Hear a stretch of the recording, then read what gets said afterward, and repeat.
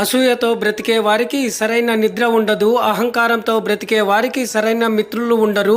అనుమానంతో బ్రతికే వారికి సరైన జీవితం ఉండదు. మనం ఎవరికైనా 100 సార్లు మంచి చేసి ఒక్కసారి చెడు మాట అంటే చేసినవన్నీ మర్చిపోతారు. అదృష్టం వర్షం నీళ్ళ వంటిది, శ్రమ బావి లాంటిది. మనం దాహం తీరాలంటే ఎప్పుడు కురిసే వర్షాన్ని కాదు, బావినే నమ్ముకోవాలి. అందుకే అంటారు కష్టే ఫలి. ఆయుధం లేకుండా మనిషిని చంపగలిగేది నాలుక. బ్రతికుండగానే శిలను చేసేది మోసం. గొప్పవాడిని పిచ్చోడిగా చేసేది ద్రోహం. నిన్ను కాదనుకొని వెళ్ళిపోయిన వాళ్ళ జ్ఞాపకాలతో కాదు, నిన్ను అర్థం చేసుకొని నీ జీవితంలోకి వచ్చిన వాళ్ళ కోసం బ్రతకాలి.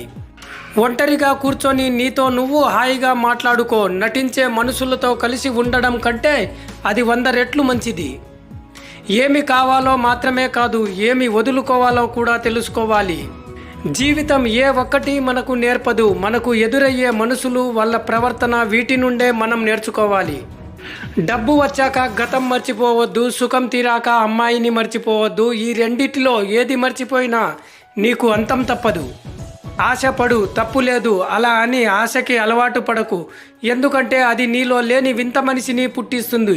చివరికి మీ జీవితాన్ని సైతం నాశనం చేస్తుంది. అబద్ధాన్ని నమ్మడం తేలిక, నిజాన్ని తెలుసుకోవడం కష్టం. అందుకే చాలామంది అబద్ధానికి ఆకర్షితులవుతారు. కాలం పరీక్ష పెట్టేది నువ్వు పడితే చూడాలని కాదు, నీ పరుగులో వేగం చూడడానికి. అవసరాలకు మించి మనిషి మంచిగా ప్రవర్తిస్తున్నాడు అంటే నటిస్తున్నాడు అని అర్థం.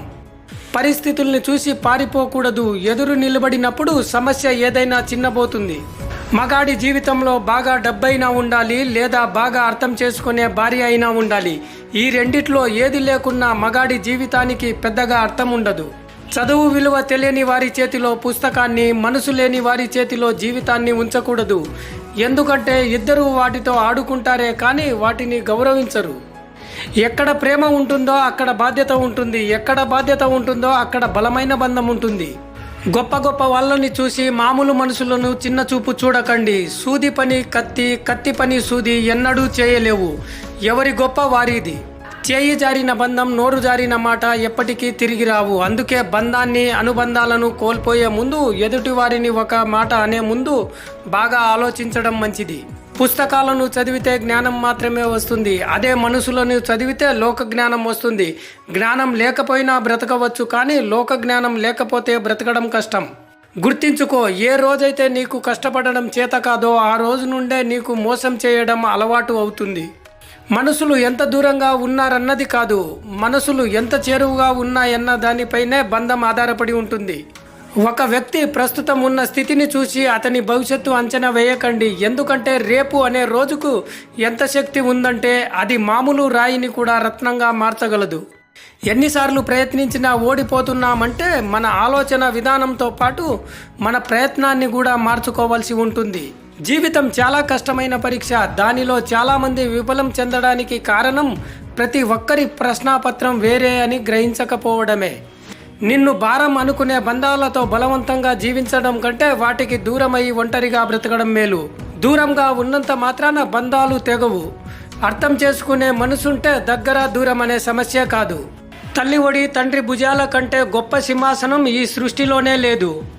ఒకరికి నచ్చేలా ఉండాలని ఎప్పటికీ అనుకోకు. ఎందుకంటే ఎదుటి వారికి నచ్చేలా ఉండడానికి నాటకం కాదు, ఇది జీవితం. నువ్వు మానసికంగా ఎంత దృఢంగా మారితే నీ సమస్యలు అంత తేలికవుతాయి. నిన్ను భారంగా భావిస్తున్న వారితో నీ భావాలను పంచుకోకు. నిన్ను దూరం పెట్టిన వాళ్ళకి దగ్గర వాళ్ళని చూడకు. పొట్ట ఆకలి తీరేందుకు ఆహారం కావాలి, మెదడు ఆకలి తీర్చేందుకు విషయాన్వేషణ చేయాలి.